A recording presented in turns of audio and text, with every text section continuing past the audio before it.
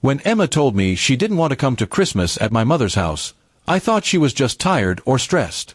We'd been married for 8 years, and like any couple, we had our ups and downs. But her tone that evening was different, cold, sharp, and final. "I'm done pretending to like your mom," she said, setting down her glass of wine. "Don't ask me to Christmas." I tried to laugh it off, thinking she'd change her mind later, but deep down, something felt off. My mother and Emma never got along perfectly, but it was never this bad. Mom could be blunt at times, but she genuinely cared about Emma, often sending her gifts or asking about her job. Lately though, Emma had started skipping family dinners, saying she had work or wasn't feeling well. I didn't question it much. I trusted her. I thought she just needed space. A week before Christmas, I decided to go shopping for gifts. I wanted to surprise Emma with something thoughtful, so I stopped by her favorite jewelry store. While there, the clerk smiled and said, "Oh, you're back again. Did she like the bracelet?" I frowned. "What bracelet?" The clerk hesitated, realizing her mistake. "The one your wife bought last week. For a man named Ryan." "I assumed it was for you." The name hit me like a punch to the chest. Ryan was her coworker, someone she often mentioned casually. I tried not to jump to conclusions, but the unease spread quickly. That night, I asked her about it. She laughed and said, "It was a secret Santa gift. Don't overthink." But her eyes didn't match her smile. Over the next few days, I began noticing changes. She kept her phone face down, took long walks alone after dinner, and suddenly cared about how she looked before work meetings. My gut told me something wasn't right. So, I did something I never thought I'd do. I checked her phone while she was showering. What I found shattered me. There were messages between her and Ryan. They weren't just friendly. They were intimate, secretive, and full of little lies about me. She had even texted him, "Finally, I don't have to spend Christmas pretending with his family. Can't wait to be with you instead."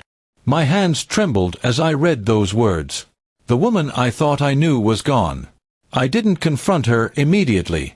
I wanted to see how far she would go. On Christmas Eve, I told her I'd be leaving early to help Mom with preparations. She smiled in relief, too easily. I drove off, parked a few streets away, and waited.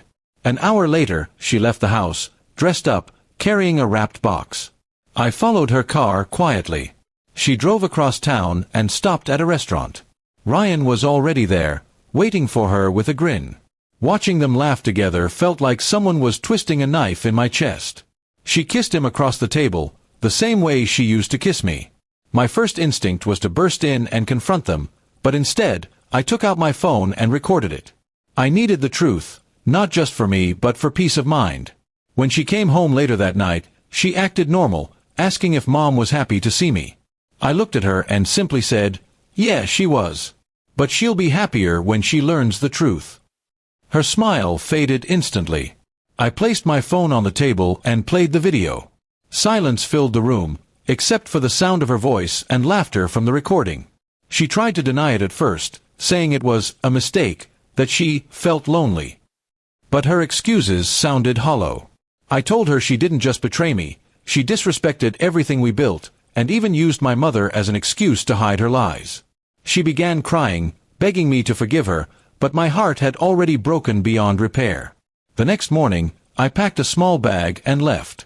I didn't yell, didn't argue, just walked away. My mother didn't ask many questions when I showed up alone for Christmas, but she hugged me tighter than usual. Somehow, she must have sensed everything without needing words. Days later, I received a message from Emma saying she regretted everything and that Ryan wasn't who she thought he was. Apparently, he'd stopped answering her calls right after she got caught. I didn't reply. Some lessons are learned too late, and some wounds never close. Months have passed since that Christmas, and while the pain still lingers, I've learned something valuable. Love built on lies can't last. Pretending, whether it's about family or faithfulness, always ends in truth. And that truth, though painful, finally set me free.